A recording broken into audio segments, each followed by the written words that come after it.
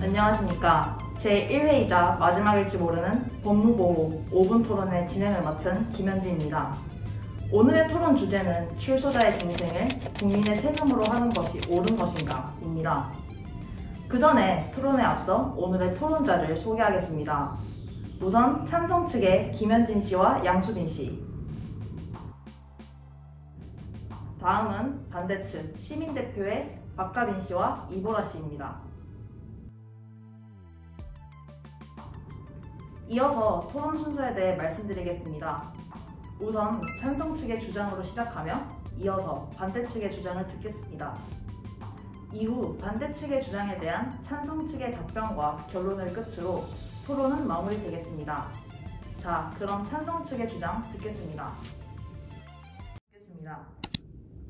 출소자의 사회화를 위한 사업 진행에 있어서 국민의 세금이 이용되는 것이 정당하다는 것을 설명드리기 위하여 출소자에 대한 법무 보호가 필요한 이유와 연관지어서 말씀드리겠습니다. 첫째로, 출소자의 법무 보호는 재범 방지에 효과를 갖습니다.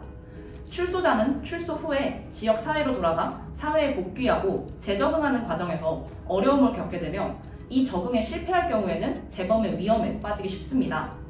그렇기 때문에 교도소 내에서의 교정뿐만 아니라 출소 후에 법무보호 사업에 대한 중요성 또한 늘어나고 있습니다. 전문가들 또한 출소자 지원을 특혜로 볼 것이 아니라 사회 안전을 위한 비용으로 생각해야 한다고 주장하고 있습니다. 전용일 성균관대학교 경제학과 교수팀이 지난해 진행한 연구에 따르면 공단 취업지원 프로그램의 비용 편입 분석 수치는 2.26으로 조사되었습니다. 이 수치가 1보다 높을 경우에는 비용보다 편익이 높은 것으로 출소자 지원이 효율적인 재범 예방 방안이라는 의미입니다. 이러한 법무보호 사업의 효과성에 대해서 더 말씀드리자면 한국법무보호복지공단에 따르면 2015년부터 5년간의 출소자의 재복용률은 24.6%인 반면 같은 기간에 취업이나 주거 지원을 받은 출소자의 재복용률은 각각 2.4%에 그쳤습니다. 또한 성균관대학교 외상심리건강연구소에서 지난 2017년 출소자 만여 명의 자료를 분석한 결과 취업 지원 등의 보호사업을 받지 못할수록 직업 불안정성과 사회적 결속의 미비 등으로 출소자의 재범 확률이 2배가량 높아졌다고 밝혔습니다. 나아가 이러한 재범 방지는 재범을 통해 발생하는 사회적 비용을 절감시킬 수 있다는 효과 또한 가져옵니다. 우리나라에서 범죄로 인하여 발생하는 사회적 비용은 연간 약 158조 원에 육박하는 상태입니다. 이러한 지출에 있어서 비용을 줄일 수 있다는 점은 국가적인 측면에서 굉장히 긍정적인 효과를 불러일으키는 것이라고 할 수 있습니다. 즉, 이처럼 출소자에 대한 법무 보호는 궁극적으로 세금을 낸 국민의 안전을 보장하고 사회적 비용을 절감한다는 효과를 갖기 때문에 그 중요성과 의의면에서 국가적인 사업이라고 할 수 있습니다. 네, 찬성 측의 주장이었습니다. 이어서 반대 측 주장 시작해 주십시오. 출소자의 사회화를 국민 세금으로 하는 것에 반대합니다. 첫째로, 국민 세금으로 출소자를 사회화하는 것에 대한 국민들의 분노 때문입니다.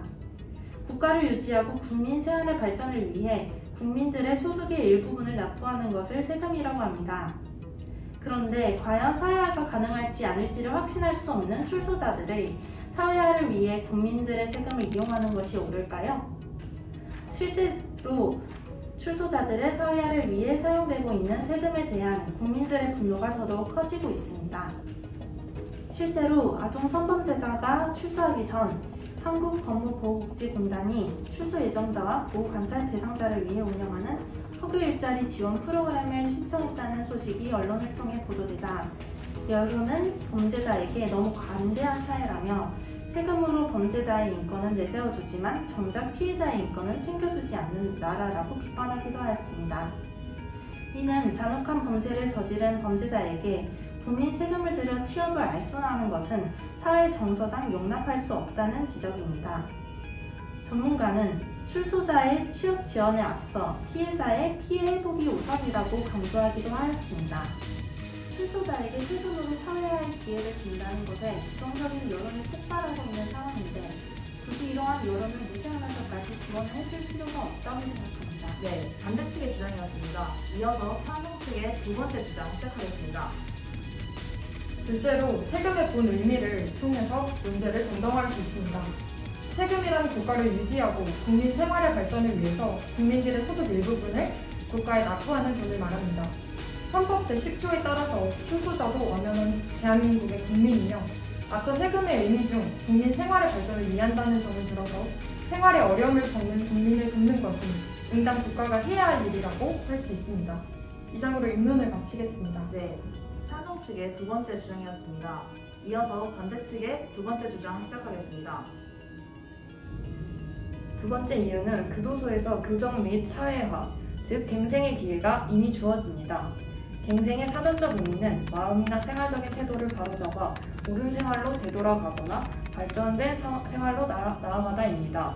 교도소에서 징역 선고를 받은 사람들을 수용, 부검하고 교정 및 교화하고 있습니다. 우리 사회는 많은 사회적 비용을 지불하여 교도소를 운영하므로 범죄를 저지른 사람들이 교도소 안에서 1차적인 사회화의 기회를 가질 수 있게 도와주고 있습니다. 2015년에는 교도소 관리 비용이 연 1,000억 원을 넘어가면서 이와 관련된 논란이 있었습니다. 실제로 교도소 내의 밥은 군대에서 제공되는 밥보다 더 낫다는 평이 있으며 그 외에도 취업 훈련이 가능하고 수당이 지급되는 등 복지제도가 잘 되어 있는 편입니다. 교도소 안에서 교정을 하고 여러 번의 사회화를 위한 기회가 있습니다. 그러므로 출소 후에 법무보호 사업은 세금 낭비라고 생각합니다. 이상 반대측 의문을 마치겠습니다. 네, 반대 측의 두 번째 주장이었습니다. 이어서 찬성 측에 대한 반대 측의 질문이 있겠습니다. 출소자도 엄연한 대한민국의 국민이며 앞서 세금의 의미 중 국민 생활의 발전을 위한다는 점은 인정합니다. 그러나 복지사회보장제도가 정말 필요한 사람들조차 복지금연을 받지 못하고 있는 현실에서 사회적으로 무리를 일으킨 흉악범죄자들이 복지제도를 누리고 있다는 사실이 과연 타당하다고 생각하시나요? 출소자는 수감 생활을 통해 형량을 모두 마치고 새로운 삶을 위해 사회로 다시금 발돋움하고자 하는 국민입니다. 앞서 세금의 의미를 통해서 말씀드렸듯이 헌법에 따라 국가는 개인이 가지는 불가침의 기본적인 인권을 확인하고 이를 보장할 의무가 있습니다.